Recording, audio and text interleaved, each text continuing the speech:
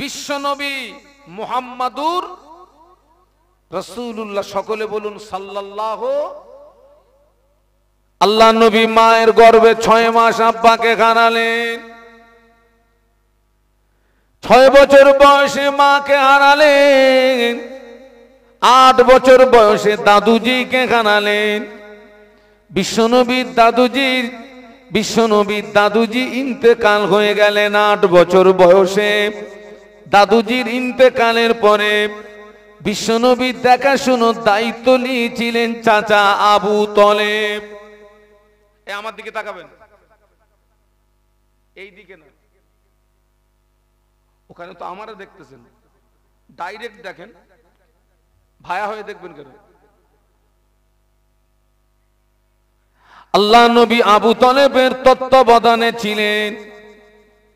এই আবু তলেব আল্লাহ নবীকে যে ভালোবাসা দিয়েছিলেন, ওই ভালোবাসা যদি এক পাল্লায় রাখা হয়, নবী সাহাবীদের বাদ দিয়ে তাম পৃথিবীর মানুষ নবীকে যে ভালোবাসা দিয়েছেন, ওই ভালোবাসা যদি অপর পাল্লায় রাখা হয়, আবু তলেবের নবী ভালোবাসার পাল্লাটা ভারী হয়ে যাবে। কথাটা আরো একবার বলছি,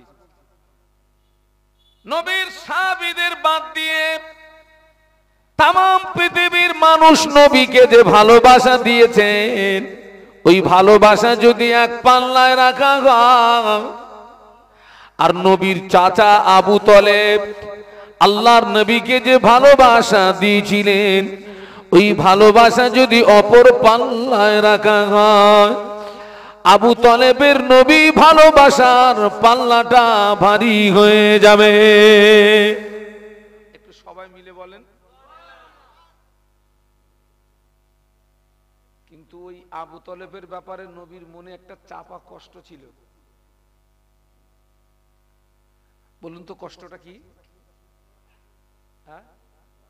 বাহ, ঈমান আনেনি। আচ্ছা, এর জন্য দোষ কার?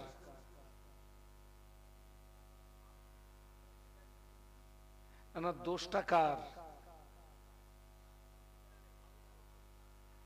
কেউ যদি বলে নবীর দোষ, তার ঈমানে আঘাত হবে না? হবে না? আল্লাহ নবী তো সাধ্য অনুযায়ী চেষ্টা করেছিলেন, চাচাকে কলেমা হলো না। আল্লাহ নবী সাধ্য অনুযায়ী চেষ্টা করেছিলেন চাচাকে ফেরানো। ওই চাচা মৃত্যু বিছানায় মুমূর্ষু অবস্থায়, গলার কাছে ঘড় ঘড় করে আওয়াজ হয়। আপনারা দেখেন না, অনেক অনেক মুমূর্ষু ব্যক্তিদের গলার কাছে ঘড় ঘড় করে আওয়াজ হয়, যেন শুনলে মনে হবে লোকটার বুকে মনে হয় প্রচুর সর্দি জমে আছে। তার মানে চাচা জগৎ চেঞ্জ করবেন। আল্লাহ পাক সূরা ফাতিহার ভিতরে বলেছেন, আলহামদুলিল্লাহি রাব্বিল আলামিন। একটু বলুন আল্লাহু আকবার, একটু জবান দিয়ে বলুন, জবান খুলে, আলহামদুলিল্লাহি রাব্বিল আলামিন। আলামিন হচ্ছে বহু বচন, আলম হচ্ছে এক বচন। 1 নাম্বার জগৎ হলো রোগের জগৎ, 2 নাম্বার জগৎ হলো মায়ের পেট, 3 নাম্বার জগৎ হলো দুনিয়া, 4র্থ নাম্বার জগৎ হলো কবর। কবর শেষ জগৎ নয়, মাটির নিচে রয়েছে অসংখ্য জগৎ। আল্লাহু আকবার বলুন। 1 নাম্বার জগৎ কোনটা বলেছি? 2 নাম্বার, 3 নাম্বার, 4 নাম্বার। আবু তলেবের গলার কাছে ঘড় ঘড় করে আওয়াজ হয়। আল্লাহ নবী মনে করলেন চাচা যান জগৎ পাল্টাবেন। আল্লাহ নবী চাচা জানের মৃত্যু বিছানায়, ওই মুমূর্ষু অবস্থায় আল্লাহ নবী চাচা জানের কানের কাছে মুখটা লাগিয়ে বলেছিলেন, চাচা যান, চাচা যান, চাচা যান, একবার পড়ে নিন লা ইলাহা ইল্লাল্লাহ মুহাম্মাদুর রাসূলুল্লাহ। চাচা যান, আপনি যদি কলেমাটা একবার পড়ে নেন, কিয়ামতের দিন আমি আপনার জন্য সুপারিশ করার একটা রাস্তা পেয়ে যাব। একটু জোরে বলুন না। একবার একবার একবার চাচা, কবার? একবার। আচ্ছা, সারা জীবন তো আর শুনেছেন আল্লাহ নবী যখন এই কথা বলেছিলেন আবু তলেবের মুখের কাছে, কানের কাছে মুখ লাগিয়ে, আবু তলেব তখন কি করেছিল? মুখ ঘুর গেলেছিল। আপনাদের ভাঙড়ের ভাষা, এই ভাষাটা জীবন তলায় আছে। আমার যে ড্রাইভার গাড়ি চালায়, আমার যে ড্রাইভারটা গাড়ি চালায় হচ্ছে শওকাত মোল্লার লোক, তোরও দেখেছি এরকম ভাষা ঘুর গেলেছে। আমি দেখি তুই একটু ভাষার, পুলিশের সঙ্গে কথা বলছে। ওই যে আমরা তো এখানে দেড় গেছিলাম। দেড় গেছিলাম মানে বল, আমরা এখানে দাঁড়িয়েছিলাম। যাই হোক, আল্লাহ নবী বলেছিলেন, ও চাচা যান, একবার আপনি পড়ে নিন লা ইলাহা ইল্লাল্লাহ মুহাম্মাদুর রাসূলুল্লাহ। আল্লাহ ছাড়া কোনো উপাস্য নাই, আমি মুহাম্মদ আল্লাহর প্রেরিত পয়গম্বর। চাচা যান, একবার যদি আপনি কলেমাটা পড়ে নেন, কিয়ামতের ময়দানে আপনি আপনার জন্য সুপারিশ করার একটা রাস্তা পেয়ে যাব। ওই ছেলেটা ঠিক বলেছে। আবু তলেব মুখটা ঘুরিয়ে নিল। কি করলো? একটু জোরে বলেন। আচ্ছা, ঘুরিয়ে নিল মানে কি? পড়বো না। ঘুরিয়ে নিল মানে কি? আল্লাহ নবী মনে করলেন, মনে হয় আমার চাচার ডান কানটা লক হয়ে গেছে, এখনো তো আরেকটা বাকি আছে। তো আবার এসছেন রাসূলুল্লাহ ঘুরে, একই বার্তা। ও চাচা যান, চাচা যান, চাচা যান, একবার পড়ে নেন লা ইলাহা ইল্লাল্লাহ মুহাম্মাদুর রাসূলুল্লাহ। এই কলেমাটা যদি একবার পড়ে নেন চাচা, আমি মুহাম্মদ কিয়ামতের ময়দানে আপনার নাজাতের একটা রাস্তা হয়ে যাব। আবু তলেব মুখটা ঘুরিয়ে নিল, নবীর কথা মানল না, নবীর কথা শুনল না। আবু তলেব কলেমা পড়ল না, আবু তলেব মারা গেল। আল্লাহর নবী বললেন, আমার চাচা আবু তলেবের ঠিকানা হবে জাহান্নাম। একটু বলুন আল্লাহু আকবার। একটু জবান খুলে বলুন না। ওরে ভাই, অনেক জায়গায় বল খেলা হয় দেখেছি, বল খেলা, বল যখন গলে যায় বা গোল দেয়, কেউ কি বলে দেয় সবাই মিলে জোরে বলুন গোল? কিছু কিছু তো জায়গায় দেখি পাছায় বাঁশ দিয়ে চেল্লাচ্ছে, অথচ ওটা হারাম। ওটা কি? ওখানে যদি জোরে গোল বলে যদি উঠি, সওয়াব হবে না গুনাহ হবে? আর এখানে যদি আওয়াজ দেই, এখানে কি হবে? চিঁচি করতেছেন কেন সব? আমি একটা হাই সুগারের রোগী, এই স্টেজে আসবো, আমার সুগার ফেল করলো, আমি 4টে মিষ্টি খেলাম, আর মিষ্টিগুলো হেভি মিষ্টি, কোথার থেকে নেস তো খোদাই জানে। 4টে মিষ্টি খেলাম, আমার কি আওয়াজ শুনে মনে হচ্ছে আমি দুর্বল? একটু তাকবীর দেন তো, নারায়ে তাকবীর। বদরের যুদ্ধে মুসলমানদের সংখ্যা ছিল মাত্র 313, কাফেরদের সংখ্যা ছিল 1000। এই 313 তাকবীরের আওয়াজে ময়দান ফাঁকা। একটু জোরে বলুন। আবু তলেবের ঠিকানা হবে জাহান্নাম।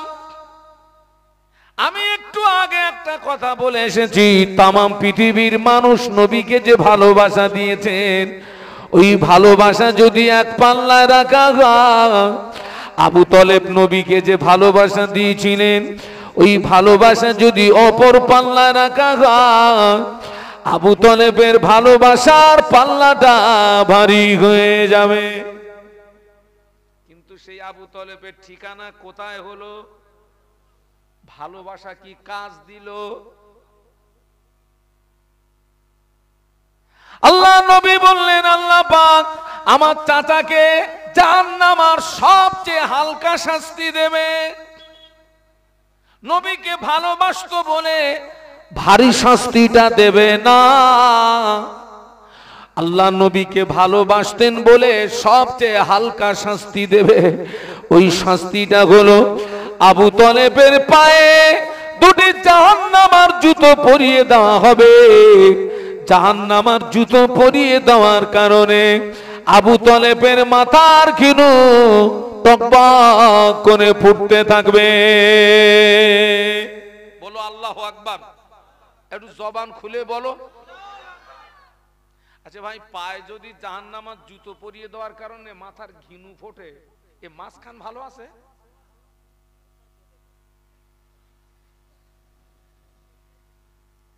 এত ওয়াজ হচ্ছে, পরিবর্তন হচ্ছে না। আমি দেখছি বর্তমান যুগের এক শ্রেণীর শ্রোতাদের অবস্থা নবীর চাচার মতন। কার মতো বলেছি? দুটো পায়ে ধরে বলতেছি, একটু জোরে কথা বলতে হবে, ঠাস ঠাস করে কথা বলতে হবে। কার মতো বলেছি? চাচার মতো। আল্লাহর নবীর মুখ ছিল চাচা জানের কানের কাছে, আর আলেমদের মুখ থাকে শ্রোতাদের কানের কাছে। আপনি বলবেন হুজুর আপনি তো আমাদের থেকে অনেকটা দূরে আছেন। হ্যাঁ, দূরে আছে। আমি এখানে কথা বলছি, আমার এই কথাকে ফ্লাশ করছে কে? Box, mic. এই আওয়াজ আপনাদের কানে যাচ্ছে তো? তার মানে বক্তাদের মুখ শ্রোতাদের।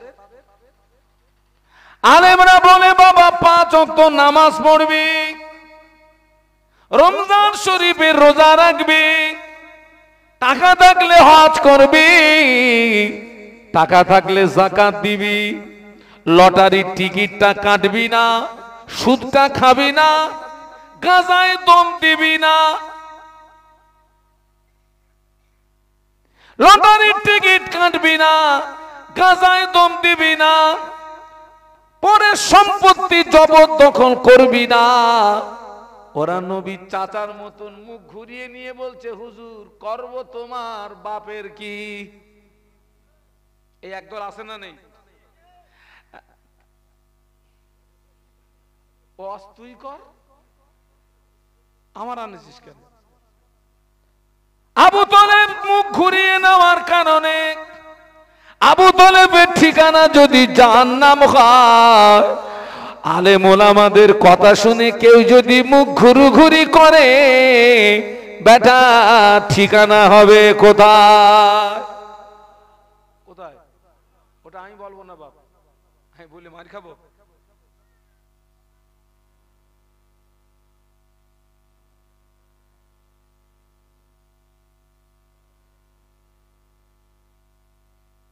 আপনারা বলেছেন ঠিকানা হবে জাহান্নাম। আমিও যদি আপনাদের মতে মত দিই, আমি প্রশ্নের সম্মুখীন হয়ে যাব।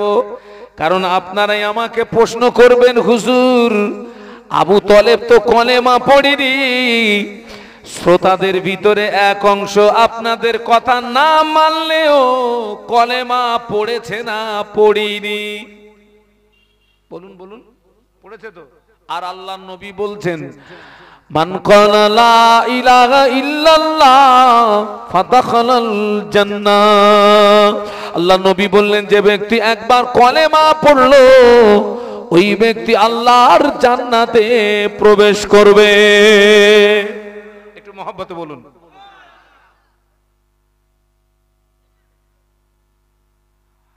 জান্নাত তো খুব সহজ রে ভাই। পড়ো কলেমা, ঢোকো জান্নাতে। ও যেন পুরো মামুর বাড়ি। নবীর হাদিস সত্য। নবী বলেছেন, যে ব্যক্তি একবার কলেমা পড়লো, ওই ব্যক্তি আল্লাহর জান্নাতে প্রবেশ করবে। বলুন সুবহানাল্লাহ। আচ্ছা ভাই, নবীর হাদিস সত্য, হাদিস আমার মাথায় থাক। এখন আপনাদেরকে জিজ্ঞাসা করছি, কলেমা শরীফের মানে কি? লা ইলাহা ইল্লাল্লাহ মুহাম্মাদুর রাসূলুল্লাহ এর বাংলা মানে কি? আর বাস। আচ্ছা, এই যা মানে বলেছেন, আল্লাহ নবী বলেছেন যে একবার কলেমা পড়বে কোথায় যাবে? জান্নাতে। নবীর হাদিস শুনিয়েছি। কলেমা পড়লে জান্নাত ও হাদিস সত্য।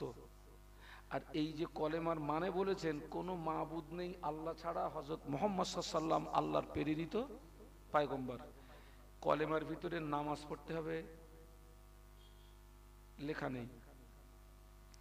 রমজানে রোজা রাখতে হবে, লেখা নেই। হজ করতে হবে, লেখা নেই। যাকাত দিতে হবে, লেখা নেই। গান শোনা যাবে না, লেখা নেই। মদ খাওয়া যাবে না, লেখা নেই। গাঁজায় দম দেওয়া যাবে না, লেখা নেই। তাস খেলা যাবে না, লেখা নেই।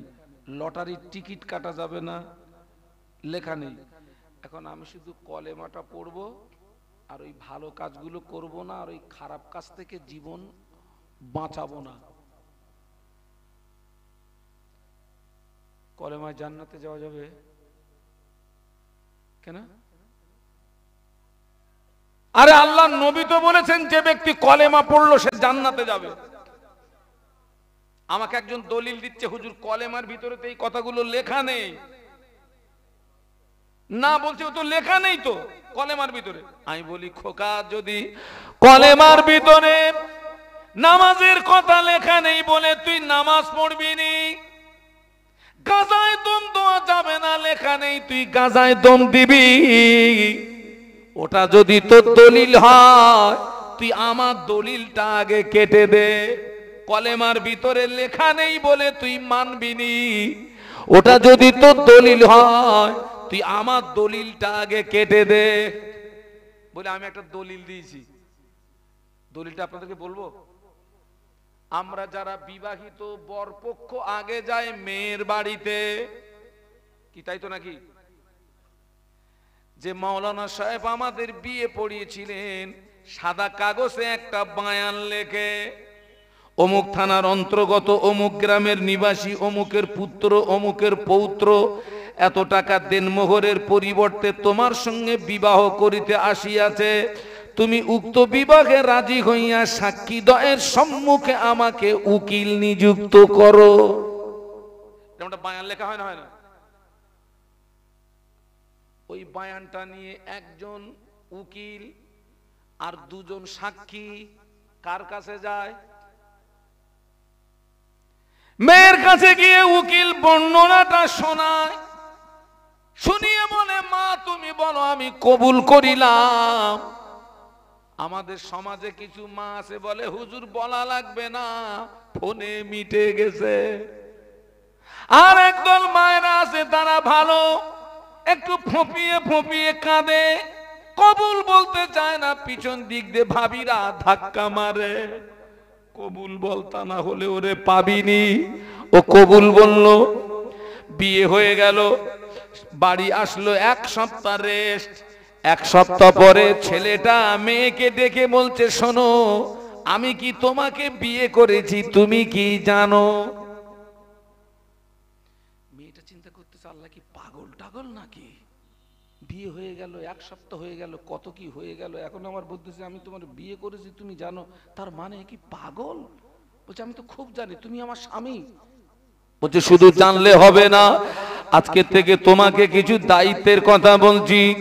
আমার বাড়ির ভাত রান্না করা, তরি তরকারি রান্না করা, থালা বাসন পরিষ্কার করা, গরু ছাগলের সেবা যত্ন করা, আমার বাপ মা সেবা যত্ন করা, আর আমার যে কত যত্ন করতে হবে ঠিক নাই, সব দায়িত্ব তোমার।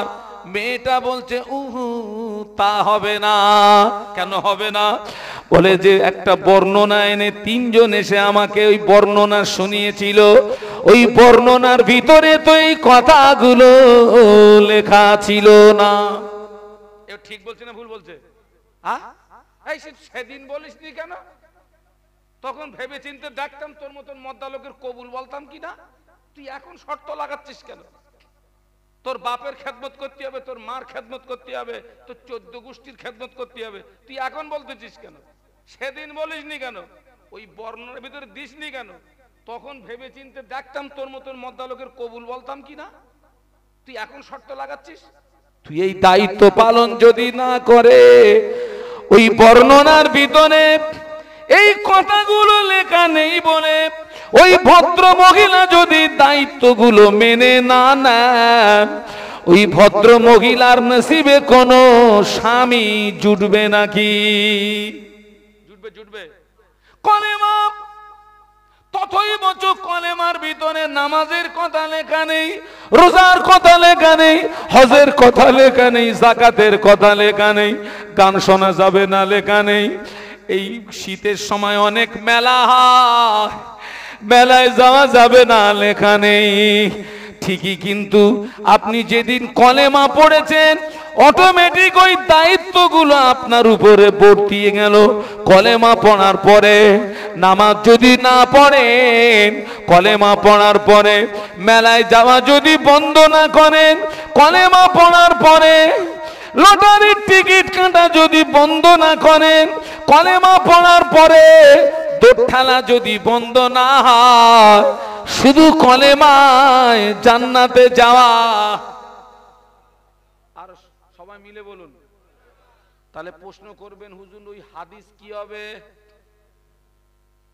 নবী তো বলেছেন কলেমা পড়লে কি, তাহলে ও হাদিস কি হবে? ও হাদিস ঠিক, ও হাদিসের জায়গা আলাদা। একজন কাফের সকাল 10টায় ঈমান এনেছে। কটায়? জোহরের ওয়াক্ত আসার আগে মারা গিয়েছে। সকাল 10টায় ঈমান এনেছে, জোহরের ওয়াক্ত আসার আগে মারা গিয়েছে। ওই ব্যক্তিটা কি শরিয়াতের হুকুম অমান্য করার সময় পেয়েছে নাকি? জোরে বলুন, জোরে বলুন। না, ওই ব্যক্তিটাকে কলেমা সরাসরি জান্নাতে পৌঁছে দেবে। একটু জোরে বলুন। আমি কি ক্লিয়ার করতে পেরেছি? আমরা কলেমা পড়ার পরে ভালো কাজ করার সময় পাচ্ছি, কলেমা পড়ার পরে অন্যায় থেকে জীবন বাঁচানোর সময় পাচ্ছি। এরপরে যদি হগল বগল করে জীবন যাপন হয়, কলেমায় জান্নাতে যাওয়া বেটা কঠিন হয়ে যাবে।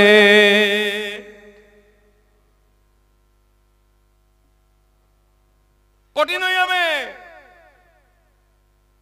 আজকে আমি হয়তো কিছু জায়গায় হয়তো আমি মাজাক করেছি, কিন্তু বাস্তবে আমার এই কথাটাকে আপনার ব্রেনে নিয়ে একটু ভাবুন। আজকে সমাজ তাই হচ্ছে না হচ্ছে না। কতদিন চলবে? কতদিন? হ্যাঁ, এত মাহফিল হচ্ছে। সেদিন একটা মাহফিলে গেলাম, ওই যে ডায়মন্ড হারবার আপনার যেতে গেলে আমতলা রোড দিয়ে যেতে হয়। আমতলা রোড, আপনার নাম শুনেছেন তো? আমতলা রোড। দেখছি বারুইপুরে মেলা হচ্ছে, একদম বারুইপুর আপনার প্রপার টাউনে। তো আমি দেখলাম আমার কিছু বোনেরা মায়েরা বরখা পরে মেলায় আসছে, বরখা পরে যাচ্ছে সব, একদম ফুল বরখা। তা আমি আমার ওই সাথীদেরকে বলছিলাম, আল্লাহ এ কোন জমানা এসে গেছি, বরখা পরে মেলায় ঢুকতেছে। আমাদের ঘরের ছেলেরা নারীরা বিপুল পরিমাণে মেলায় যোগদান করে না? যারা মেলায় যাবে, মেলায় গান বাজনা গান, ডান্স হাঙ্গামা গায়। কোন মুসলমান যদি গান শুনে মনে মনে তৃপ্তি পায়, কোন মুসলমান যদি গান শুনে মনে মনে আনন্দিত হয়, ওই মুসলমানটা মুসলমান থাকে না, ওই মুসলমানটা বেঈমান হয়ে যায়। ওই মুসলমানটা বেঈমান হয়ে যায়। ওই অবস্থায় যদি ওর বিবির সঙ্গে মেলামেশা করে, ওর বিবির পেটে যদি বাচ্চা আসে, ওই বাচ্চাটা হারামজাদা বেজম্মা বাচ্চা হবে।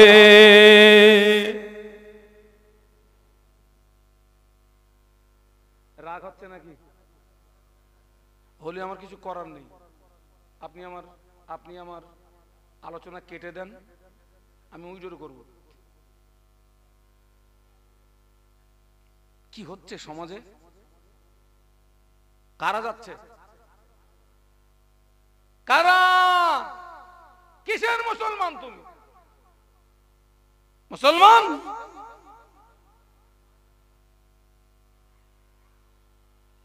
কিসের মুসলমান? আজকে দেখেন না তামাম পৃথিবীর জমিনে মুসলমান মার খাচ্ছে। আপনারা দেখুন না, ফিলিস্তিন দেখুন, লেবানন দেখুন, সিরিয়া দেখুন, ইরাক দেখুন, আফগানিস্তান দেখুন, বাংলাদেশ দেখুন। বাংলাদেশ একটা মুসলিম কান্ট্রি, সেই বাংলাদেশ দেখুন। আমার দেশের কথা আমি আর বলবো না। এরপরেও ব্রেনটা খোলে না, এরপরেও ব্রেনটা খোলে না। আজকে যে হারে আমাদের ছেলেরা, মেয়েরা, বাড়ির বউরা মেলায় যাচ্ছে, ওরা যদি ওই রকম আগ্রহ নিয়ে ওরা যদি নামাজের সঙ্গে সম্পর্ক তৈরি করত, নামাজের পাঠের সঙ্গে সম্পর্ক তৈরি করত, আমার মনে হয় ওদের জন্য আল্লাহ জান্নাতের দরওয়াজা খোলা থাকতো। একটু জোরে বলুন, আর একটু জোরে বলুন। আমার ছেলেরা, আমার যুবকেরা, আমার জওয়ানেরা, আমার মা বোনেরা, এই জায়গাটা পরিবর্তন হওয়ার জায়গা, এই জায়গাটা জীবন সংশোধন হওয়ার জায়গা। একবার দরুদ শরীফ আল্লাহুম্মা। এখানে কমিটির কেউ আছে? একজন একটু আসবেন তো, কমিটির কেউ। মাওলানা মুহাম্মদ ওয়া আলা আলি। এতগুলো মানুষ, এতগুলো মানুষ। इन हवाओं से कह दो ना आए इधर, मुझको खुशबू की कोई जरूरत नहीं, जिनकी खुशबू से महका है सारा जहां, ओ खुशबू मदीने में मौजूद है। अल्लाहुम्मा।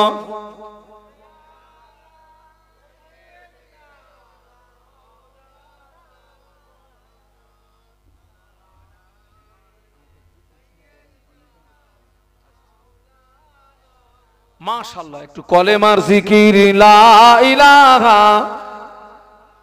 আছে তার দেন মিষ্ট করে দেন।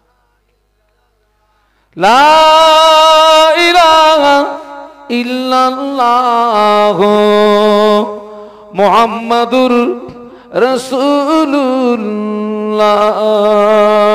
আল্লাহুম্মা সাল্লি আলা।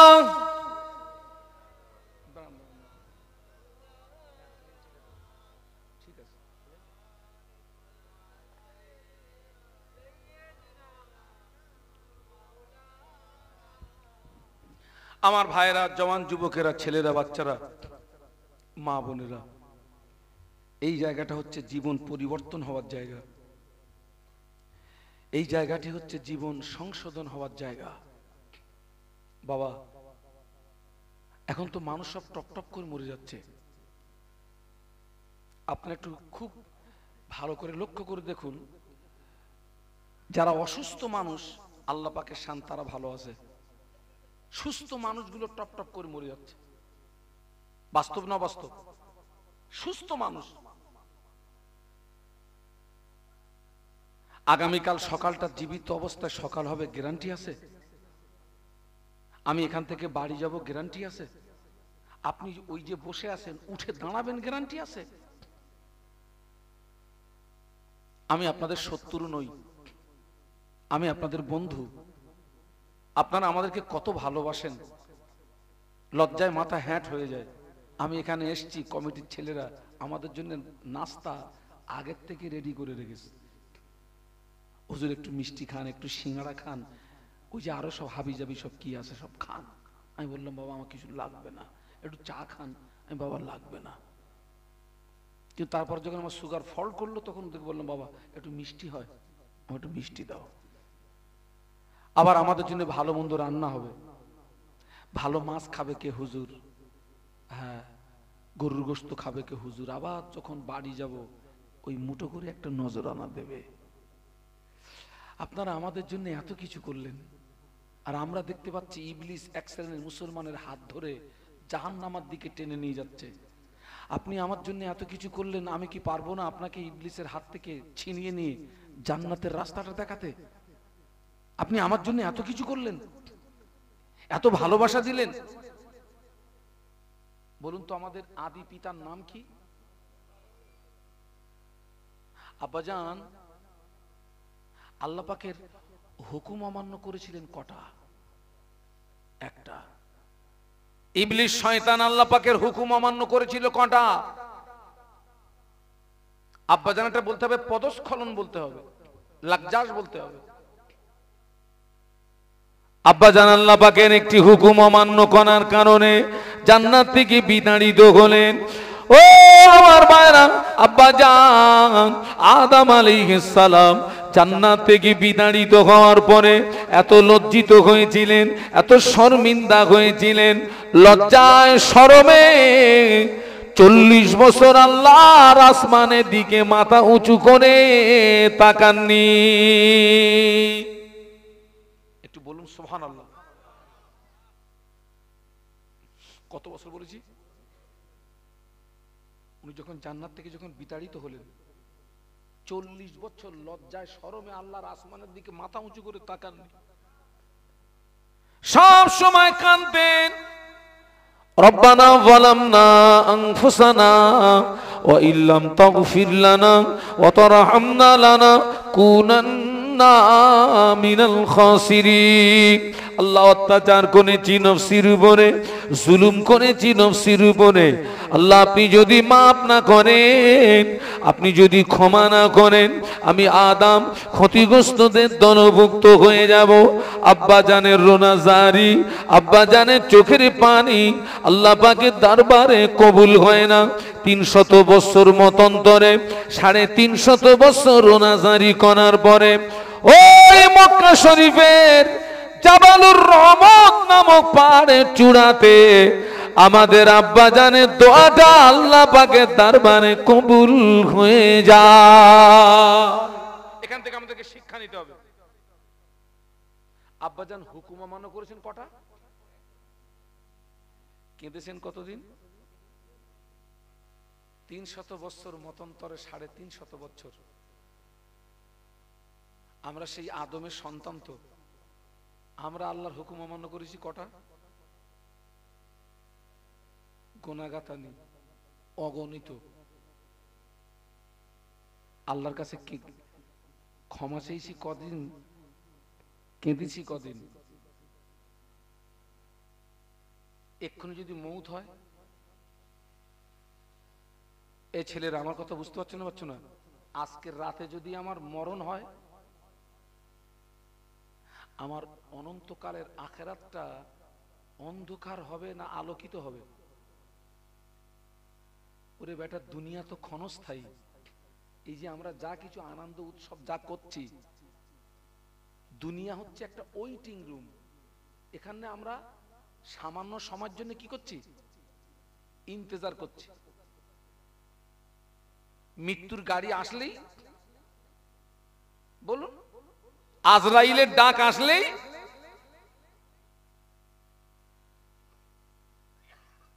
আমরা তো দুনিয়ার খেলায় মশগুল হয়ে গেছি। দুনিয়ার খেলায় মশগুল হয়ে আল্লাহ ভুলে গেছি, নবী ভুলে গেছি, কবর ভুলে গেছি, হাসর ভুলে গেছি, মিজান ভুলে গেছি, পুলসুরাত ভুলে গেছি।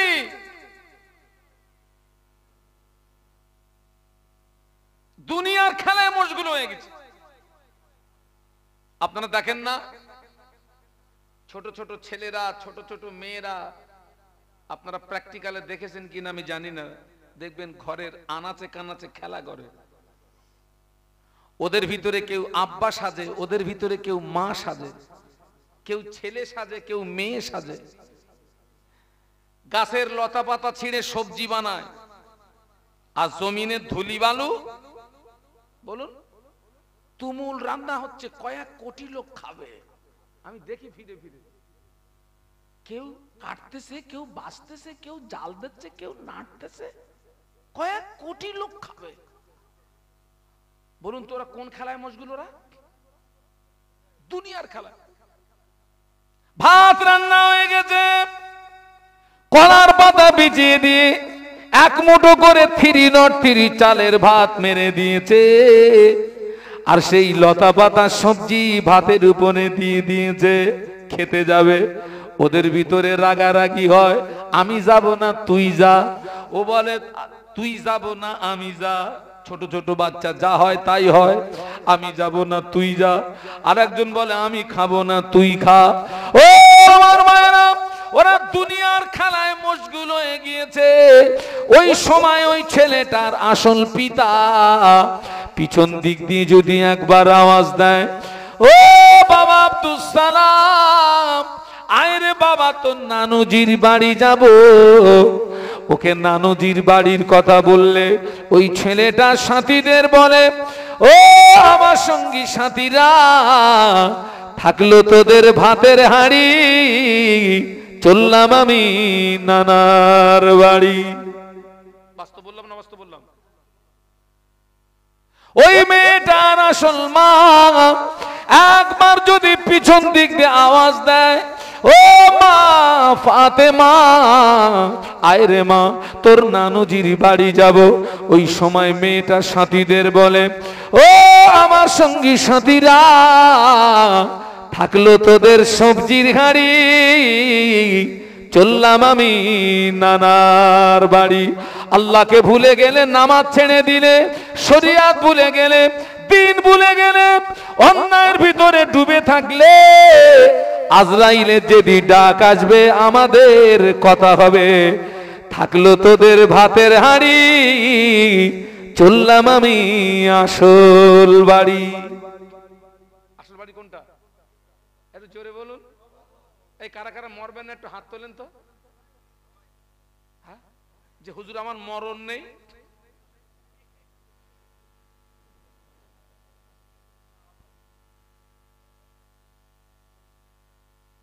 আমি কিন্তু আপনাদেরকে হাসির খোরাক দেইনি, এখান থেকে শিক্ষা নেন, এখান থেকে শিক্ষা নেন। দুনিয়া হচ্ছে একটি পরের স্ত্রীর সমতুল্য। পরের বউর দিকে তাকালে লাভ না লস, যত তাকাবি তত গোনা। হ্যাঁ, ওর যদি বিয়ে টিয়ে না হতো তাহলে একটা চিঠি দিয়ে দেখতাম কাছে আসে কি, তো কাজ কমপ্লিট হয়ে গেছে। দুনিয়া হচ্ছে পরের স্ত্রীর সমতুল্য। আজ পর্যন্ত কেউ দুনিয়াকে গ্রেফতার করতে পারেনি, বরং দুনিয়া তাকেই।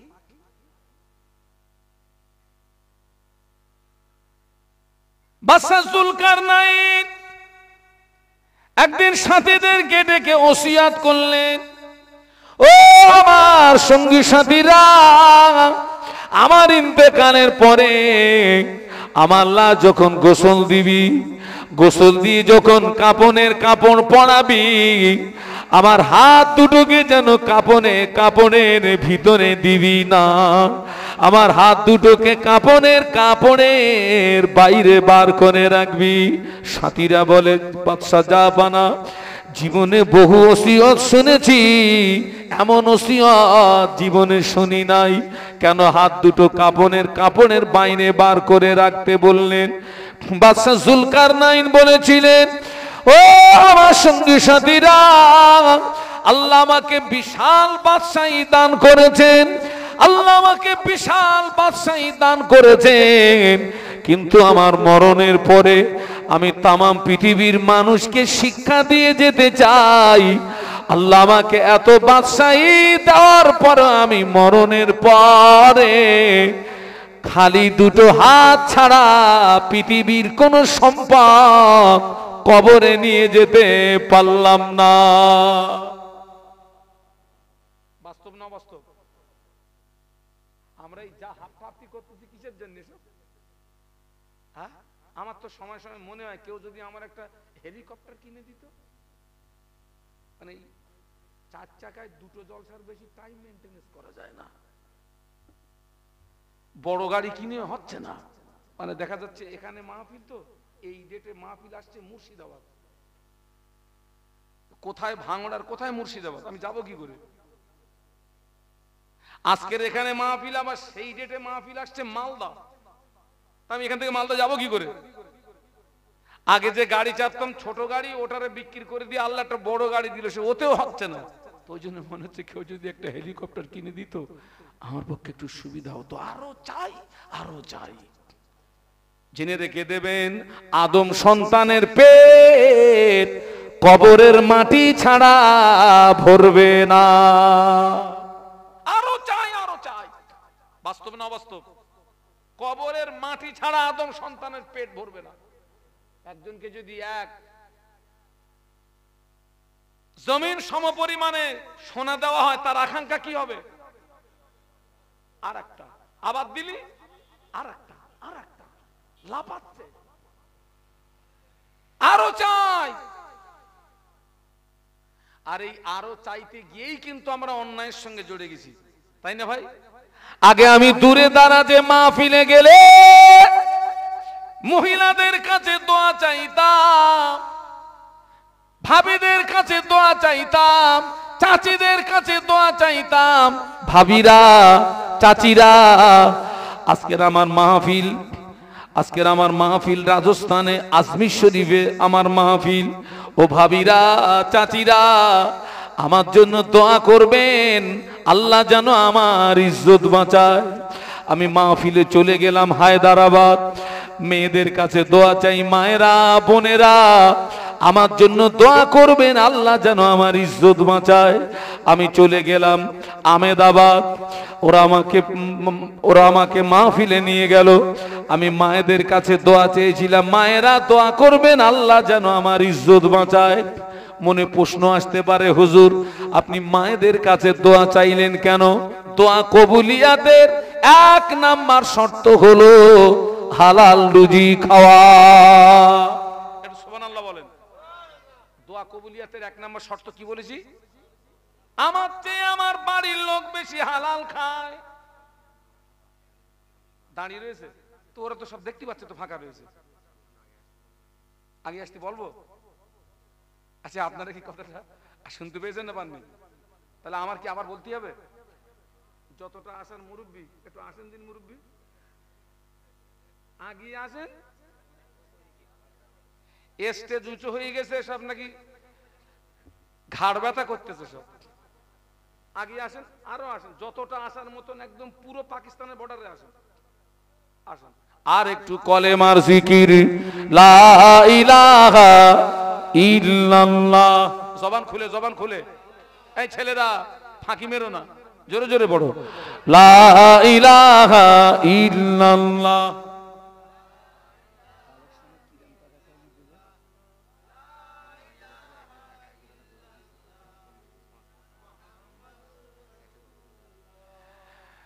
একটু সবাই জবান খুলে বলুন আল্লাহু আকবার। এক খোকা, আসো আসো, বসো বসো বসো বসো বসো, আসো। দরুদ শরীফ, আল্লাহুম্মা সাল্লি আলা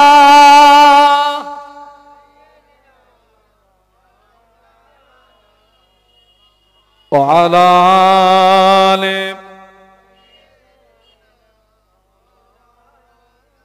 আমি কি বলছিলাম? এই আরো চাই করতে করতে আমরা শরিয়ত বিরোধী কাজের সঙ্গে।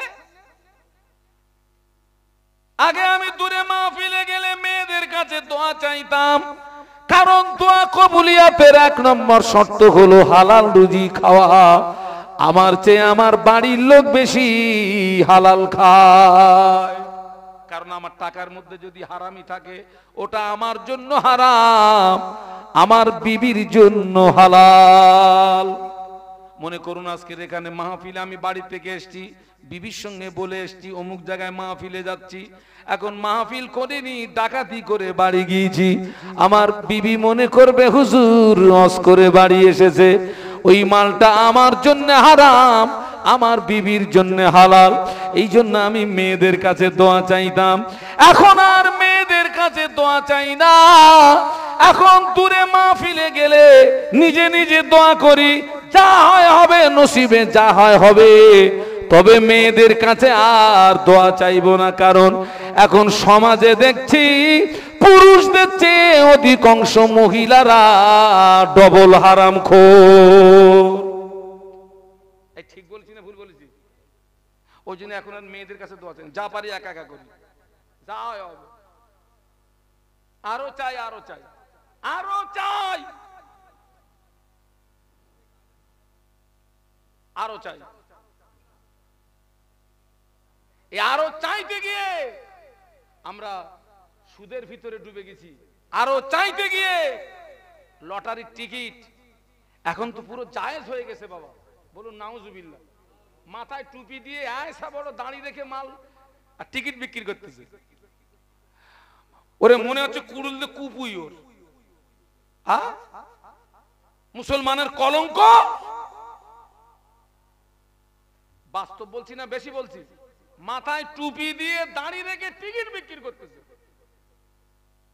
গলায় দড়ি দিয়ে মরতে পারিস নি তুই? ওটা হারাম না হালাল?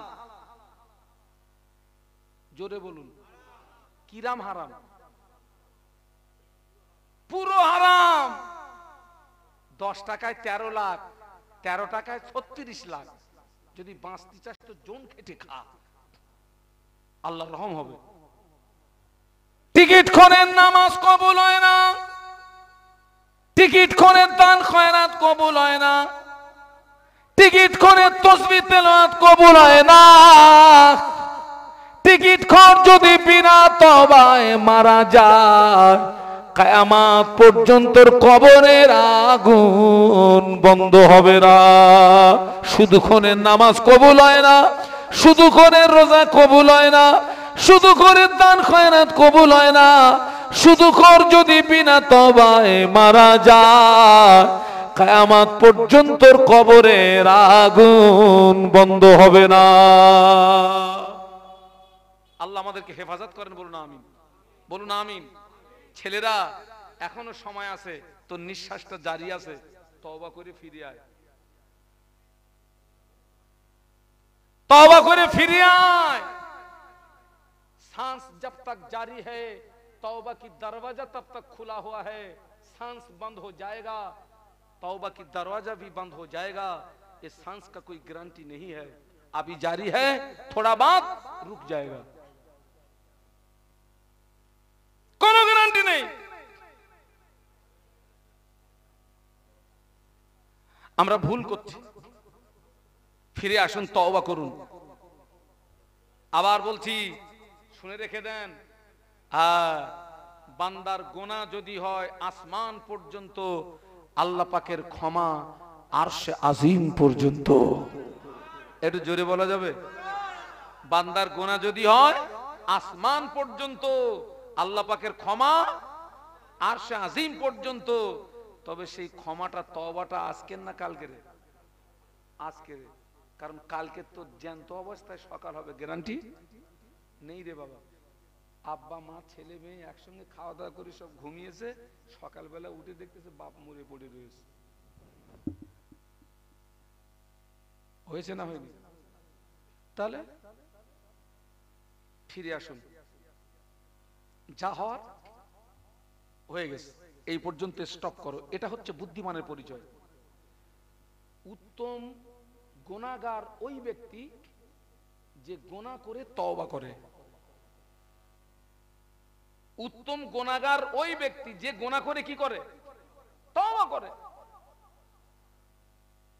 ফিরে এসো ছেলেরা, আজকে অত্যন্ত দুঃখের সঙ্গে বলছি,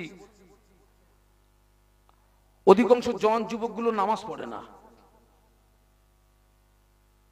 এরা আমার সব সোনার টুকরা, এরা ইসলামের ভিত বুড়োদের রক্তে না, ইসলামের ভিত কাদের রক্তে? ওই যুবকদের রক্তে, সোনার টুকরোদের রক্তে। আর আজকে সেই সোনার টুকরোগুলো আমার মসজিদে আসে না, নামাজে আসে না। সব যুবক খারাপ না, অনেক যুবক আছে আলহামদুলিল্লাহ, 5 ওয়াক্ত নামাজি, আলহামদুলিল্লাহ বলুন।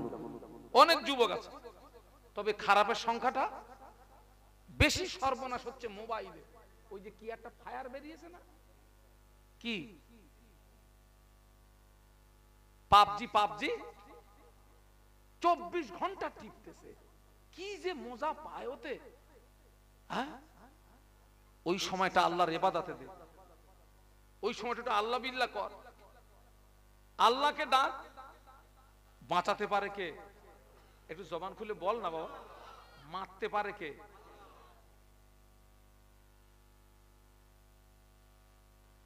তোমাদের মতো যুবক ইসলামে কত অবদান দেখো। এ যুবকেরা, তোমাদের মতো যুবক, ইসলামের প্রথম যুদ্ধ কোনটা বলেছিলাম? বদরের যুদ্ধ। আল্লাহর নবীর সবচেয়ে বড় দুশমন কে ছিল? এটা সবাই মিলে বলুন। আবু জাল। এই শয়তান আমার নবীকে সারা জীবন কষ্ট দিয়েছে, সারা জীবন। বদরের যুদ্ধে দুই তরুণ মাস এবং মুআওয়াজ রাদিয়াল্লাহু তাআলা আনহুমা আল্লাহ নবীর সামনে দাঁড়িয়ে গেলেন। আল্লাহ নবীর সামনে দাঁড়িয়ে আল্লাহ নবীকে সালাম দিয়ে বলেছিলেন, ইয়া রাসূলুল্লাহ, হাবিবাল্লাহ, হুজুর আমাদের সামনে দিয়ে আমাদের বাপ চাচারা সব যুদ্ধের ময়দানে চলে গেল, হুজুর আমাদের যাওয়া হলো না, হুজুর আপনি আমাদের অনুমতি দিন, আমরা যুদ্ধে যাব, শহীদ হব, হুজুর আপনি আমাদের অনুমতি দিন, আমরা যুদ্ধে যাব, শহীদ হব। আল্লাহ নবী যুদ্ধে যাদের পারমিশন দিতেন দুটো বিষয় দেখতেন, একটা দেখতেন বয়স, দ্বিতীয় দেখতেন হাইট।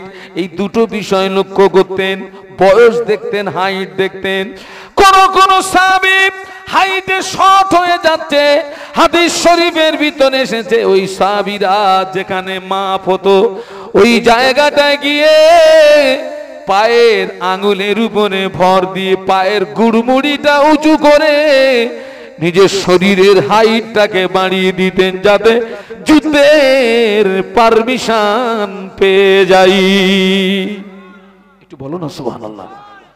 কথাটা বুঝতে পারছেন না পারেননি? মাপের জায়গায় এসে পায়ের আঙ্গুলের উপরে ভর দিয়ে গুড়মুড়িটাকে উঁচু করে নিজের শরীরের হাইটটাকে বাড়িয়ে দিতেন। একটু সুবহানাল্লাহ বলুন।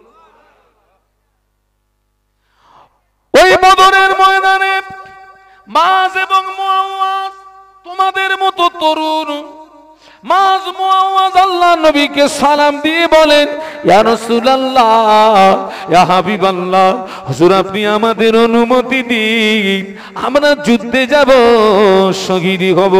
আল্লাহ নবী বললেন, কি করে তোমাদের অনুমতি দিই? তোমাদের বয়সটা বড় কাঁচা। দুই তরুণ কাঁদে। আল্লাহ নবী দুই তরুণের কান্না সহ্য করতে না পেরে বললেন, বেশ, তোমরা দুইজন কুস্তি লড়ো, যে জিতে যাবে পারমিশন পেয়ে যাবে। হযরত মাজ বড়, মুআওয়াজ ছোট। মুআওয়াজ মাঝের কানে কানে বলে, ভাই তুই তো আমাকে এক ধাক্কায় ফেলে দিবি, ভাই ভাই তুই তো আমাকে এক ধাক্কায় ফেলে দিবি, ভাই তুই পারমিশন পেয়ে যাবি, ভাই আল্লাহর নামে শপথ করে বলছি, দ্বিতীয়বারে আমি যখন তোকে ধরবো ইচ্ছা করে তুই পড়ে যাবি, তা না হলে আমি যুদ্ধের পারমিশন পাবো না। আল্লাহ নবী দুই তরুণের মনের ভাব বুঝতে পেরে আল্লাহ নবী দুই তরুণকে যুদ্ধের অনুমতি দিয়ে দিলেন। সুবহানাল্লাহ বলতে পারলেন না? মুহাব্বতে বলতে পারলেন না? মাজ এবং মুআওয়াজ যুদ্ধের ময়দানে চলে গেলেন। নবী পাকের সাহাবী আব্দুর রহমান ইবনে আউফ রাদিয়াল্লাহু তাআলা আনহু বলেন, আমি দুই যুবককে দেখে আমি আশ্চর্য হয়ে গেলাম। বিশাল এই যুদ্ধে দুই তরুণ কেন?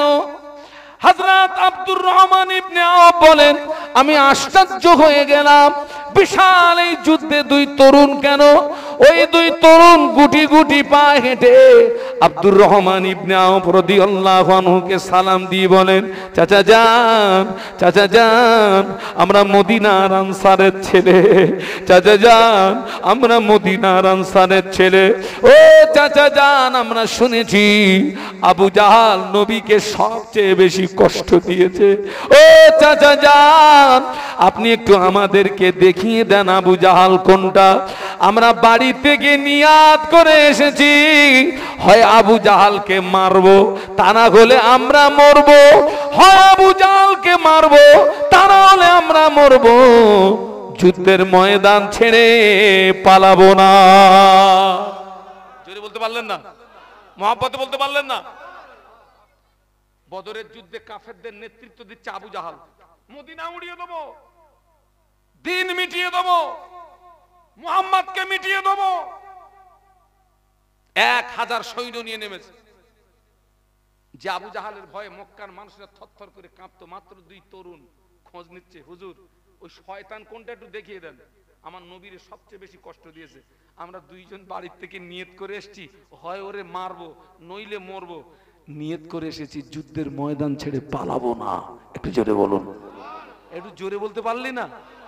আব্দুর রহমান ইবনে আওফ বলেন, আমি দূরে তাকিয়ে দেখি আবু জাহাল দূরে দাঁড়িয়ে। আমি 2 তরুণকে দেখিয়ে দিলাম, ওই যে দেখতে পাওয়া যায় আবু জাহাল।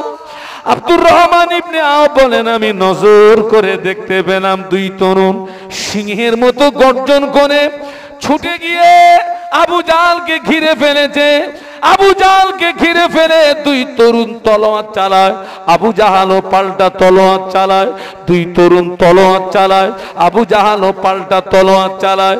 এক পরিস্থিতির একটা সময় দেখা গেল আবু জাহাল হযরত মাঝের বাম হাতে তলোয়ার মারলো, বাম হাতটা কেটে গিয়ে বগলের চামড়ার সঙ্গে হাতটা ঝুলে গিয়েছে।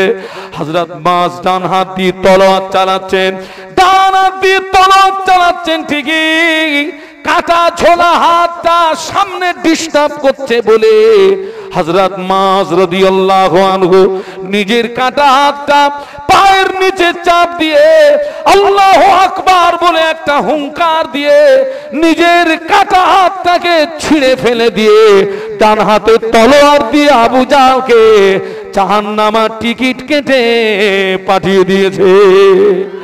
আর একটু জোরে বলুন সুবহান, আর একটু জোরে বলুন সুবহানাল্লাহ। তোমাদের মতো যুবক মাজ এবং মুআওয়াজ, তো বাবাজি যুদ্ধের ময়দানে সেনাপতি যদি পড়ে যায়, বাদ বাকি গুরুর অবস্থা কি হবে? কি হবে? মারো কাঁচা, মারো ছুট। ওই বদরের যুদ্ধে যদি মুসলমানরা হেরে যেত, খোকা, দ্বীন ইসলাম এ পর্যন্ত আসতো না, ওই পর্যন্ত কবর হয়ে যেত, ওই পর্যন্ত কবর হয়ে যেত। সেই যুবক তোমরা, সেই জওয়ান তোমরা। আমি তোমাদের ভাই মোহাম্মদ শাহানুর আলম তোমাদের পায়ে ধরে বলে যাচ্ছি, আর মেলায় যেও না, আর গাঁজায় দম দিও না, মেলায় যেও না, গাঁজার সঙ্গে সম্পর্ক তৈরি করো না, তাসের সঙ্গে সম্পর্ক তৈরি করো না, মদের সঙ্গে সম্পর্ক তৈরি করো না। তোদের পায়ে ধরে বলে যাচ্ছি, নামাজের পার্টির সঙ্গে সম্পর্ক তৈরি কর। পৃথিবীর জমিনে বহু পার্টি আছে, ওই পার্টির সঙ্গে সম্পর্ক তৈরি করলে তোকে মদের থেকে পৌঁছে দেবে, ওই পার্টির সঙ্গে সম্পর্ক তৈরি করলে তোকে নারীর থেকে পৌঁছে দেবে।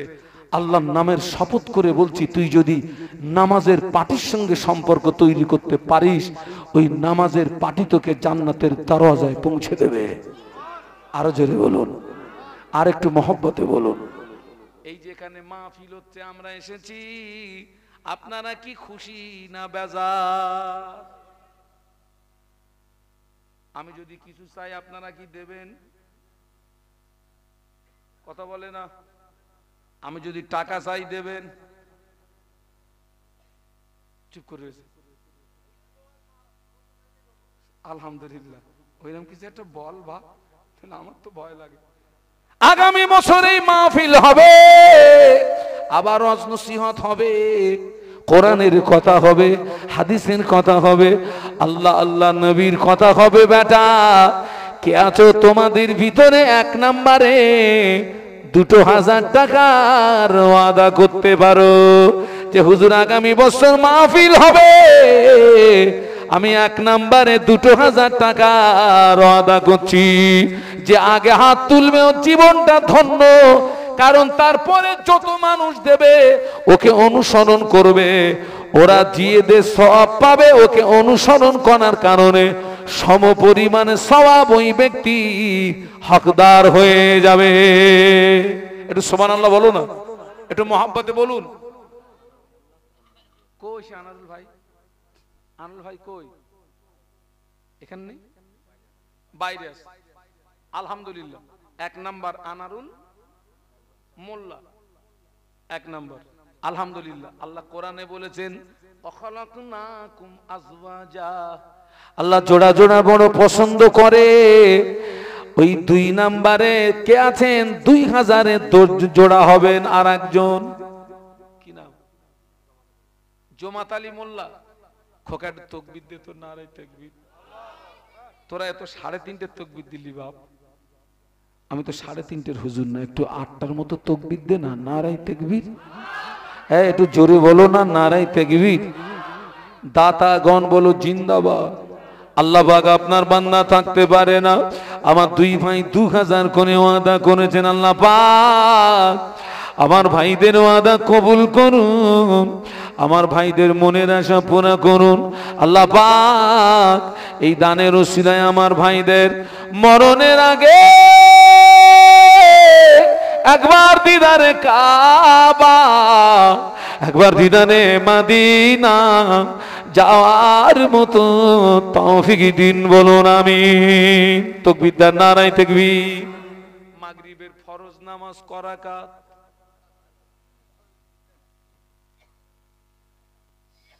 মাগরিবের ফরজ নামাজ 3 রাকাত। 3-এর একটা গুরুত্ব আছে বেটা। 3 নম্বরে 2000 টাকার ওয়াদা কে করবি যে হুজুর আমি 2000 টাকা দেব? তাকবীর দেন, নারায়ে তাকবীর। এই খোকা টাকা নাই দিবি নি, তাকবীরটা দে, নারায়ে তাকবীর। আরো জোরে বলুন, নারায়ে তাকবীর। 3 নাম্বার হয়ে গেছে আলহামদুলিল্লাহ। দেখেছেন ওটা গোপন, গোপনে গোপনে দিলে কি হয়? কিয়ামতের ময়দানে আরশের ছায়া পাওয়া যায়। একটু সুবহানাল্লাহ বলুন না। জোহরের ফরজ নামাজ ক রাকাত? 4 রাকাত। 4-এর একটা গুরুত্ব আছে। 4 নম্বরে কে আছে বেটা? হুজুর আমি 2000 টাকা দেব। এ দান বেকারে যাবে না, এ দান বিফলে যাবে না। আল্লাহ চাইলে এই দানটা কিয়ামতে ময়দানে নাজাতের ওসিলা হয়ে যাবে। কে আছে 4 নম্বরে? আল্লাহর রাস্তে একটু হাতটা তুলে দাও। তোমার আব্বা কবরে, মা কবরে, দাদু দাদি কবরে, নানু নানির কবরে। আব্বার কথা ভুলে যেও না, মায়ের কথা ভুলে যেও না, দাদু দাদির কথা ভুলে যেও না, নানু নানির কথা ভুলে যেও না। 4 নম্বরে কে আছে হুজুর আমি 2000 টাকা দেব? কে আছেন একটু বলুন আল্লাহর রাস্তে। 4 নম্বরে 2000। আমার এতগুলো ভাই এখানে আছেন, একটু আল্লাহর রাস্তে বলেন, আমি পেয়ে যাব ইনশাআল্লাহ। পূর্ণ আস্থা আমার রবের উপরে। 4 নম্বরে কে আছেন 1 বছর পরে দেবেন? এই যে আপনার জানুয়ারি মাস আসছে, দেখবেন অনেক ছেলেরা সব জানোয়ার তৈরি হয়ে যায়। হ্যাঁ, ওর বাপ মা এত খাওয়ান খাওয়ায় হয় না, ওইসব মাল মেডিসিন এসব কোথায় যায়? তাও কথা বলেন, এর মধ্যে ফেরেশতা। কোথায় যায়? কোথায়? পিকনিকে ডিজে বাজাচ্ছে আর নাচতেছে, মানে পুরো নাচতে নাচতে ন্যাংটো হয়ে গেছে, তবুও নাচতেছে। এরা তো তা করেনি, ছেলেগুলো তো তা করেনি। এরা কি করেছে? ইসলামী মাহফিলের ইন্তজাম করেছে, জান্নাতের বাগান তৈরি করেছে। এটা তাকবীর দেন না, নারায়ে তাকবীর। 1 বছর টাইম। 4 নম্বরে কে আছেন একটু হাত তুলে দেন যে আমি 2000 টাকা দেব ইনশাআল্লাহ। একটা খাঁটি নিয়ত করে দেন, আল্লাহ আপনার নিয়তে বরকত দেবে। এতগুলো মানুষ আছেন, একটু বলুন আল্লাহর রাস্তায়, একটু বলুন। আব্বা বেঁচে থাকলে পয়সা খরচ হতো, মা বেঁচে থাকলে তাদের পিছনে একটা পয়সা, তাদের সবরের সানির জন্য। 4 নম্বরে কেউ নেই। এই যে আজকের মাহফিল হচ্ছে, যারা মাহফিল দিচ্ছে শুধু ওদের বংশে যারা কবরবাসী ওদের জন্য দোয়া হবে না, তারা সারা বিশ্বের মুসলমান নারী পুরুষ। 8টা খতম পড়া হয়েছে, এই গ্রামবাসী যত মানুষ সব কবরে চলে গেছে তাদের আত্মার মাগফিরাতের জন্য। একটু আলহামদুলিল্লাহ বলুন। কই 4 নম্বরে কে হলো না? বাবা 2000 টাকা 1 বছর পরে দেবেন। কে আছেন একটু বলুন? 4 নম্বরে কেউ নেই। এই জায়গাটার নাম রঘুনাথপুর। তো মানে আজকের আমি যে কোথায় এসেছি আমি জানি না, আমি পুরো গাড়ির মধ্যে শুয়েছিলাম, ও ড্রাইভার যে কোথায় এনে আমার ফেলেছে আমি এখনো পর্যন্ত বুঝতে পারিনি কিছু। কোথায় এসেছি আমি যাওয়ার সময় বোঝা যাবে। কে আছেন 4 নম্বরে? 2000 টাকা একটু আল্লাহর রাস্তায় বলুন। 4 নম্বরে কেউ নেই। বাবা 2000 টাকা দেওয়ার মতো কেউ নেই 4 নম্বরে। বলো লা ইলাহা ইল্লাল্লাহ,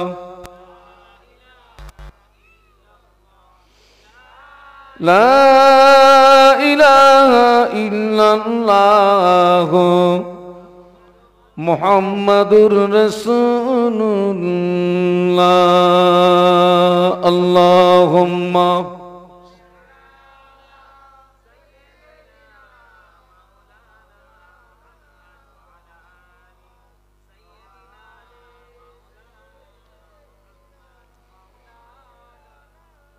قال الله تعالى في كلامه المجيد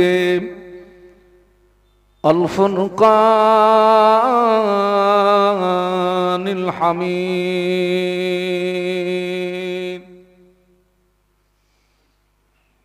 بسم الله الرحمن الرحيم. من عمل صالحا فلنفسه ومن أساء فعليها وما ربك بظلام للعبيد. قال رسول الله صلى الله عليه وسلم إذا مات الإنسان انقطع عنه عمله إلا من ثلاثة، إلا من صدقة جارية أو علم ينتفع به أو ولد صالح يدعو له أو كما قال আলাইহি সালাতু ওয়াসসালাম। সম্মানীয় আপনাদের মসজিদের যোগ্য ইমাম সাহেব, সম্মানীয় উলামা হযরত, সম্মুখে উপবিষ্ট ভদ্র মহোদয়গণ, পর্দার আড়ালে অবস্থিতা আম্মা এবং বোনেরা, আল্লাহ পাকের দরবারে অসংখ্য শুকরিয়া, যিনি আমাদেরকে দয়া করে পবিত্র জুমার রাতে দুনিয়াবি সমস্ত কাজ ফেলে রেখে রাতের অর্ধেক আরামকে হারাম করে দ্বীন ও শরীয়তের কিছু জ্ঞান অন্বেষণের উদ্দেশ্যে একটি মোতাবাররক মাহফিলে উপস্থিত হওয়ার তৌফিক দান করেছেন। সকলে কৃতজ্ঞতা প্রকাশে মোহব্বতের সঙ্গে বলি আলহামদুলিল্লাহ। প্রিয় নবীর মাজার মুকদ্দাসে জানাই অসংখ্য দরুদ এবং সালাম। সকলে অন্তরের অন্তরস্থল থেকে বলি সাল্লাল্লাহু আলাইহি ওয়াসাল্লাম। আজকের এখানে আপনারা যারা এসেছেন শ্রোতা হিসাবে, আমি জানি আপনাদের এই এলাকায় প্রচুর ওয়াজ নসিহত হয়, বিশেষত ভাঙড় এলাকায়।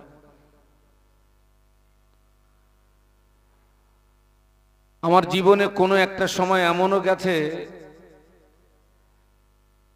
যে মাসে কম বেশি 20 দিন আমি ভাঙড়ে মাহফিল করেছি। একটা বক্তার সঙ্গে আর একটা বক্তার কথা হয়, হুজুর আজকের আপনার দাওয়াত কোথায়? তাই বললাম ভাঙড়। আবার তারপরের দিন আমাকে জিজ্ঞাসা করছে, হুজুর আজকের আপনার দাওয়াত কোথায়? বলছি ভাঙড়। আবার তারপরের দিন, হুজুর আজকের ভাঙড়। আল্লাহ পাকের শান, আপনাদের এই এলাকায় প্রচুর মাহফিল হয় এবং আপনারা যথেষ্ট ওয়াজ নসিহত শোনা মানুষ। এখানে যারা এসেছেন, আপনি আপনার জীবনে কত ওয়াজ শুনেছেন আপনার জ্ঞানের বাইরে। আমি আমার জীবনে কত আলোচনা রেখেছি সেটাও আমার জ্ঞানের বাইরে। বলার উদ্দেশ্য হলো, আজকের মাহফিলে যারা এসেছেন, আগে আপনাদের নিয়াতটাকে ঠিক করে নেন। আপনি এখানে কোন নিয়াতে এসেছেন? আপনার নিয়াত হওয়া উচিত যে আজকের অমুক জায়গাতে মাহফিল হচ্ছে, আমি আল্লাহর সন্তুষ্টির উদ্দেশ্যে ওই মাহফিলে উপস্থিত হব। একটু বলুন সুবহানাল্লাহ। এবং আপনাদের নিয়াত হওয়া উচিত, আজকের ওখানে বসিরহাট থেকে শাহানুর আলম আসছে, আরো অন্য অন্য ওলামারা আসছেন, তানারা শরীয়তের মাপকাঠিতে যে আলোচনাগুলো রেখে যাবেন, আমরা আল্লাহর রাস্তে ওই আলোচনাকে মেনে নেব। একটু সকলে বলুন আল্লাহুম্মা আমিন। দেখেন বাবা, ওয়াজ যদি মানেন তবে আপনার জীবনে উপকার আসবে, যদি না মানেন, আমি শাহানুর আলম নই,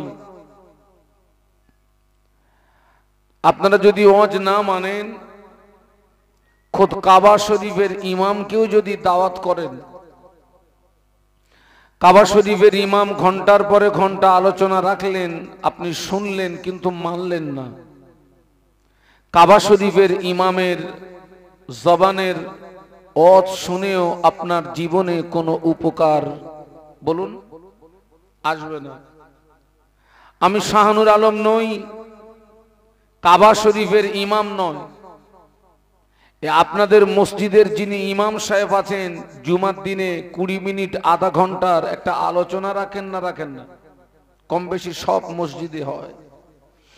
কেউ যদি মেনে নেওয়ার নিয়াতে ওই মসজিদের ইমাম সাহেবের আধা ঘন্টার বক্তৃতা শোনে, বিশ্বাস করুন ওই ইমামের বক্তৃতা আপনার জীবন পরিবর্তনের জন্য যথেষ্ট হয়ে যাবে। একটু বলুন সুবহানাল্লাহ। গোদা বাংলা, মানলে উপকার, না মানলে একেবারে অপকার। বলো না খোকা, ওই যে তাবারুকটা পাবে, কিছু পাক আর না পাক কোনটা পাবে? তাবারুকটা তো পাওয়া যাবে। আল্লাহ যেন আমাদের সবাইকে শোনা বলার চেয়ে বেশি আমল করার তৌফিক দেন, বলুন আল্লাহুম্মা আমিন। বাবা, মাহফিল দিলে হবে না, মাহফিলে আসতে হবে। আসলে হবে না, মাহফিলে বসতে হবে। মাহফিলে বসলে হবে না, ওয়াজ নসিহত শুনতে হবে। ওয়াজ নসিহত শুনলে হবে না, ওটাকে প্রত্যেকের আমলে আনতে হবে। সবাই বলুন তো কিসে আনতে হবে? আমলের বাংলা মানে হচ্ছে বাস্তব জীবনে রূপ দেওয়া। হ্যাঁ, আজকের এই মাহফিল আমাদের বাঁচার ডাক দিয়েছে। আপনারাও বাঁচতে এসছেন, আমি শাহানুর আলম, আমিও বাঁচতে এসছি। আপনাদেরকে বাঁচানো হবে ইনশাআল্লাহ। বাবাজি,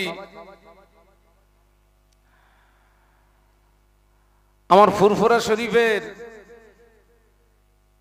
বড় হুজুর পীর কেবলা রহমাতুল্লাহ আলাইহি, জানাকে বলা হতো কাইয়ুমুজ জামান। কি বলা হতো বলেছি? কাইয়ুমুজ জামান। বড় হুজুর পীর কেবলা রহমাতুল্লাহ আলাইহি, উনি একদিন ভক্ত মুরিদদেরকে সামনে নিয়ে খুব আক্ষেপের সঙ্গে একটি কথা বলেছিলেন। বলেছিলেন, বাবা, আমি মনে করছি ওয়াজ করা বন্ধ করে দেব। ওয়াজ আমি আর করব না, এই কথাটা এখানে আমি একটুখানির জন্য হোল্ডে রাখছি। আর একটা কথা জিজ্ঞাসা করি, আমার বক্তৃতার বয়স কম বেশি 26-27 বছর ওয়াজ করছি আমি খুব ছোটবেলা থেকে ওয়াজ করি। আমি তখনও মাদ্রাসায় ভর্তি হইনি, তার আগের থেকে ওয়াজ করি। আমার আব্বাজি আলেম, আমার চাচাজি আলেম, আমার দাদুজি আলেম। আমি ওই আব্বার সঙ্গে তাল বেলেম হয়ে যেতাম। আব্বাজান ওয়াজ করতেন আর আমি ওই আব্বাজানের ওয়াজটাকে আমি ক্যাসেট করতাম। আর ঠিক তার পরের দিনের মাহফিলে আব্বাজানের আগে আমি স্টেজে উঠে 10 মিনিট 20 মিনিট ওই আব্বাজানের ওই ওয়াজটা এখানে আমি পুরো উগরিয়ে দিতাম। আমার জীবনের সর্বপ্রথম আমি নজরানা পেয়েছিলাম 5 টাকা। কত বলেছি? ওই 5 টাকা নিয়ে রাতে বাড়ি এসে আমার আম্মাজানের হাতে দিয়েছিলাম। আমার খুব মনে পড়ে, আম্মাজানের 2 চোখ ভরা পানি নিয়ে আমার জন্য দোয়া করেছিলেন, আল্লাহ তোকে আলেম বানাবে। তো সেখান থেকে আমি ওয়াজ করি। আমি এখান থেকে 20 বছর আগের কথা বলছি, 20 বছর আগের কথা। এখান থেকে 20 বছর আগের কথা আমি স্পষ্ট বলতে পারবো, আয়নার মতো বলতে পারবো।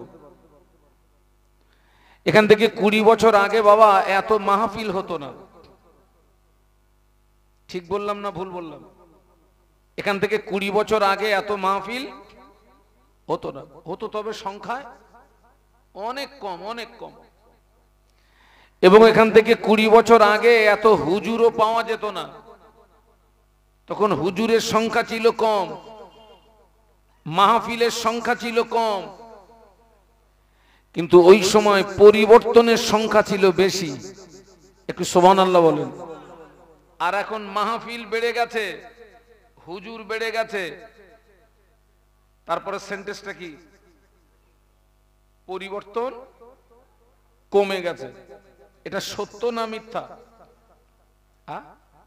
সত্য। এখন তো পাড়ায় পাড়ায় মাহফিল হচ্ছে, মসজিদে মসজিদে মাহফিল হচ্ছে, বাড়িতে বাড়িতে মাহফিল হচ্ছে। কিন্তু আমার এই 26-27 বছর বক্তৃতার জগতের অভিজ্ঞতার কথা বলছি। বর্তমান যুগ সন্ধিক্ষণে মাহফিলের সংখ্যা যত বেড়েছে, এক শ্রেণীর মুসলমানের দ্বারাতে শরীয়ত বিরোধী কাজের সংখ্যাও তত বেড়ে গেছে। এটা আপনারা মানেন না মানেন না? এত মাহফিল হচ্ছে কিন্তু পরিবর্তন হচ্ছে না কেন? এর জন্য দোষ কার? আমাদের দোষ না আপনাদের দোষ না কমিটিদের দোষ? এই দোষটা কার? বাবা একটা কথা জেনে রাখবেন, তাম পৃথিবীর জমিনে যত আল্লাহ পাকের ওলিয়ে কামেল বান্দা এসেছেন,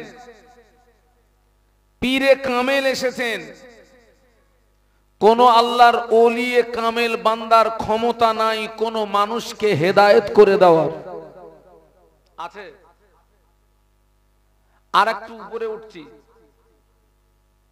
তাম পৃথিবীর জমিনে আল্লাহ পাক যত নবী রসুল পাঠিয়েছেন, কোন নবী এবং রসুলের ও ক্ষমতা নেই কোন মানুষকে হেদায়েত করে দেওয়ার। আমার কথা শুনছেন নাকি? নবীদের যদি ক্ষমতা থাকতো কোন মানুষকে হেদায়েত করে দেওয়ার, আল্লাহ পাকের একজন পয়গম্বর জানার নাম হযরত নূহ আলাইহিস সালাম।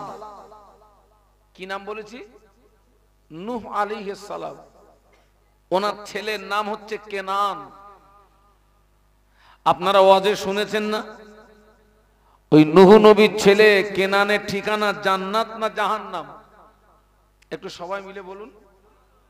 বাপ নবী, ছেলে জাহান্নামে যাচ্ছে কেন? এর দ্বারাতে স্পষ্ট প্রমাণ পাওয়া যায় যে নবীদের ও ক্ষমতা নেই কোন মানুষকে হেদায়েত করে দেওয়ার। নবীদের যদি ক্ষমতা থাকতো তাহলে নূহ নবীর ছেলে কেনান জাহান্নামে যেত না। আমাদের নবী